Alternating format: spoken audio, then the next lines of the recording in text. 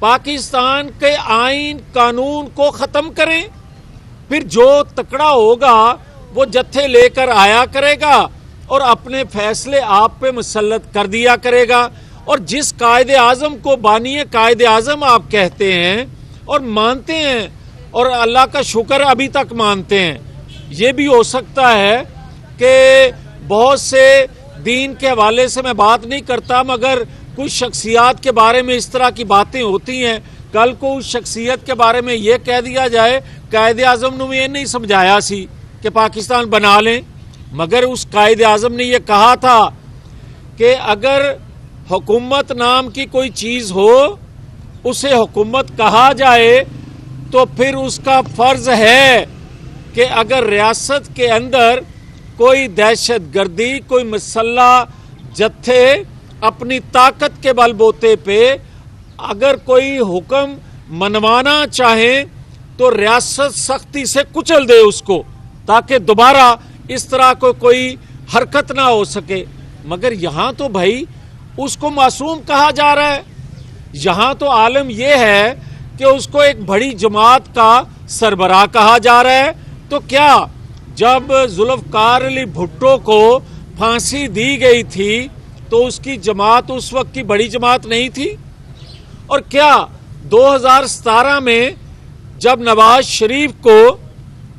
ہٹایا جا رہا تھا کیا وہ 2/3 اکثریت رکھنے والی جماعت پارلیمان میں نہیں تھی؟ کیا وہ بڑی جماعت نہیں تھی؟ کیا اس وقت اس کے لیے یا آج تک اس کے لیے کسی نے کہا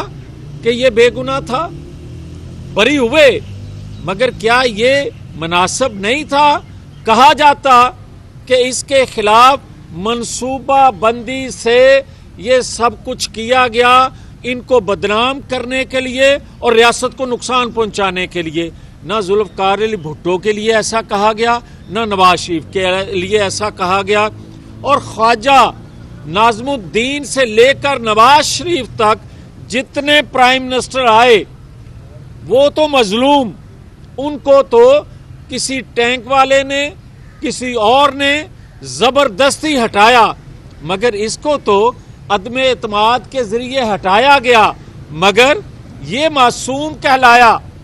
اور ہم ظالم کہلائے۔ اور آج تک جو کچھ ہو رہا ہے یہ کہا جاتا ہے کہ جناب پیپر چھین لیے گئے۔ او بھائی اس کے بعد بھی دیکھیں ایک ویڈیو آئی کہ پی ٹی آئی کے سابق امیدوار جو ہیں وہ پیپر فائل کرنے گئے اور ان پر تشدد کیا گیا اور اس کی ویڈیو چلائی گئی، حالانکہ وہ رات کے ویسے تو وہ رات کو پھرتے تھے، رات کو کسی نالے میں گرے اور زخمی ہو گئے، اور اس نے پھر اپنا سٹیٹمنٹ بھی اگلے دن ریکارڈ کروایا کہ مجھے کسی نے تشدد کا نشانہ نہیں بنایا بلکہ میرا ایکسیڈنٹ ہوا ہے۔ اب مجھے یہ کوئی بتائے کہ کوئی ادارہ ہے جو انویسٹیگیٹ کرے کہ یہ پیپر کون چھیننے والا ہے اور یہ اس طرح کی ویڈیو کون پی ٹی آئی کی جانب سے ریلیز کرتا ہے کہ یہ تشدد ہوا۔ یہ ایک منصوبہ بندی سے اس الیکشن کو بیفور الیکشن متنازع بنایا جا رہا ہے، اور ایک منصوبہ بندی سے بنایا جا رہا ہے اس لیے کہ مسلم لیگ کی مقبولیت، نواز شریف کی مقبولیت کو دیکھتے ہوئے اس کے نتائج کو متنازع بنانے کے لیے، اور ایک تاثر دیا جا رہا ہے کہ مسلم لیگ کو ریاستی مشینری کی حمایت حاصل ہے، جبکہ حقائق کچھ اور بتا رہے ہیں کہ وہ ظالم کو مظلوم شو کرنے کی کوشش کر رہے ہیں، اور یہ پیپر چھیننا اور یہ کسی کے دروازے کو نوک کرنا اور یہ کسی کو تشدد کا نشانہ بنانا جو بظاہر نظر نہیں آتا مگر اس کا ملبہ بھی مسلم لیگ نون پر ڈالنا سیاسی طور پہ کہ ان کی سپورٹ کے لیے یہ کردار کیا جا رہا ہے، یہ ایکٹ کیا جا رہا ہے۔ تو میں یہ کہنا چاہتا ہوں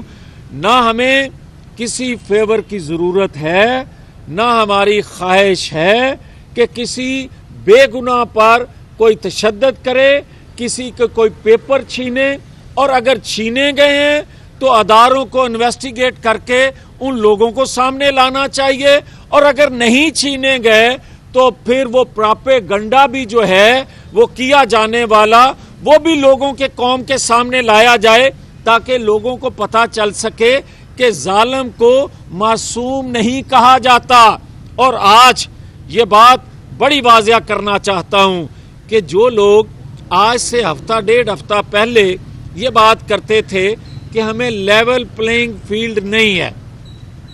वो हफ्ता डेढ़ हफ्ता से खामोश क्यों हैं? उनकी खामोशी बताती है कि जो उनकी ब्लैक मेलिंग की, जो अदारों को दबाव में लाने की, जो वो ज़रूरत के तहत वो गुफ्तगू करते थे, क्या वो पूरी हो गई है? और मैं ये कहूँगा कि वो मत दावत दें उन अदारों को जो खुद को कह रहे हैं कि हम पॉलिटिकल हैं, हम आइन कानून की बालादस्ती पे यकीन रखते हैं, और जिसकी जदोजहद मुस्लिम लीग नून ने की, और आज अदारों के अंदर वो एक सोच पैदा हो चुकी है। तो इसी तरह मैं ये कहना चाहता हूं कि अगर 9-10 मई के पाकिस्तान के अंदर जुर्म करने वालों को सजा नहीं देना, तो फिर जो एक ताकतवर अदारे के अंदर जो लोगों को सजा दी गई, दर्जन से जायद लोगों को, या एक दूसरे अदारे के अंदर ऑडियो जिसकी आई थी, वो ऑडियो बेस या दीगर इश्यूज पर जिसको नोटिस किया गया है, फिर वो भी वापस ले लेना चाहिए। और अगर करना